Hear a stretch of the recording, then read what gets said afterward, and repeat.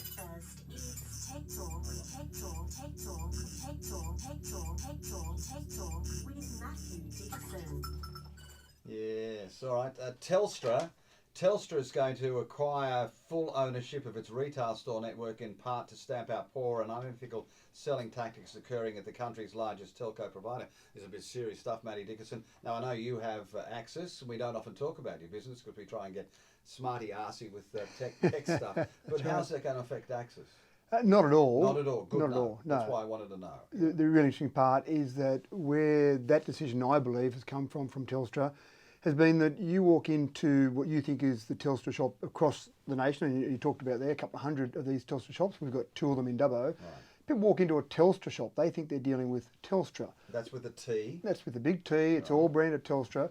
But many years ago, Telstra came up with the decision of not owning the majority of their shops. They sold them off as a licensee, but the branding stayed the same, so that effectively people thought they were walking into a Telstra shop, but they were walking into a shop that was owned by independent individuals or Snake a group of individuals. Yeah. Well, I won't make any comment on that, but individuals. So they were just an independent business running, so they weren't Telstra employees they were dealing with. They were employed by an independent company, an individual maybe, and what Telstra have found, and I suppose reading between the lines a little bit of that, is that they weren't getting the level of service in those licensee agreements. In other words, they were not upholding the Telstra standard and integrity and what they should be doing for Telstra. Exactly right. And I think the problem is that they couldn't then, because they weren't their employees, Telstra had less power. Sure, it was still a Telstra licensee arrangement, but they had less power to actually do things. And then, as you mentioned, there's some unethical behaviour. The ACCC got involved in some of the behaviour that was driven by the TLS group, where they were doing some unethical things. So you walk into a shop with that T, which is so common these days, isn't it? Yeah. Nice colourful T. How do you know you're going into a T shop? Well, you don't. At this stage, this decision by Telstra, and it'll take probably 18 months for them to buy them all back and come to agreements with those individual licensees, but at the moment you don't. When you walk into a Telstra branded shop, it could be owned by individuals, it could be owned by Telstra. Can you ask?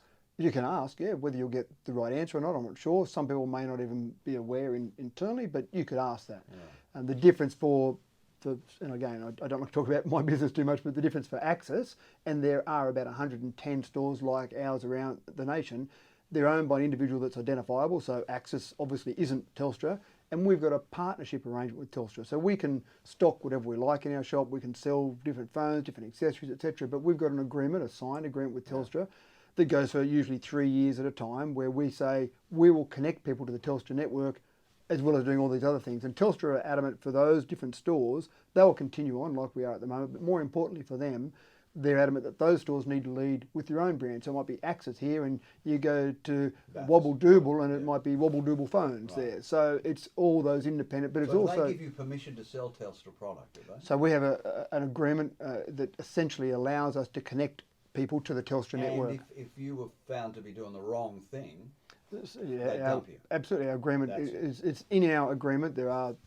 tough conditions there, that if we do a whole range of things, and there's consumer survey feedback, all sorts of things in there, that yes, absolutely, if you're doing the wrong thing, your agreement will be terminated. But again, I think it's more to the point where I think the customer service from those independents is a little bit stronger, is when I walk down the street, people are aware that I own Access, or they see the staff in there with the Access shirt, and they know that they're very much an integral part of that business. And so there's probably more responsibility for them. You don't want to walk down the street and someone say, "Hey mate, you ripped me off the other day." You want to walk down the street and hold your head high and say, "Gee, thanks for helping me out with that plan the other day." So it's a different model, and I think, wanted to ask you about. I think Telstra will, for all reports from us, Telstra will continue with that independent model. They'll just take back ownership. They used to own the Telstra branded stores. They came up with an idea at some stage, and they said, let's sell them off to independent franchisees effectively, and now they're saying, let's bring them back under Telstra's ownership. Okay, all the while that's been going on, we've been sitting there for the last 32 years selling as an independent reseller. That's right, and doing the right job. Absolutely. Doing the right job too. A quickie, plans. What danger?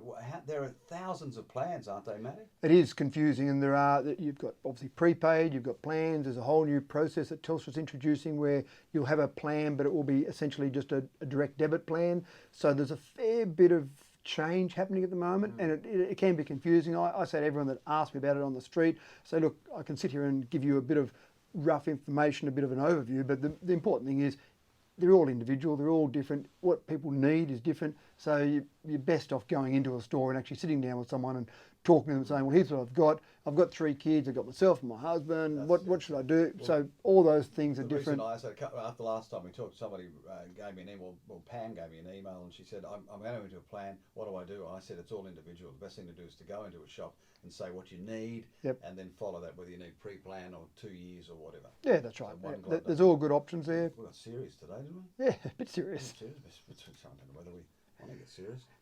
But you're okay with Access, with Telstra? Absolutely, yeah. Okay, Yep. Breakfast, eats, take talk, take talk, take talk, take talk, take talk, take talk, take talk with Mathew Dickerson.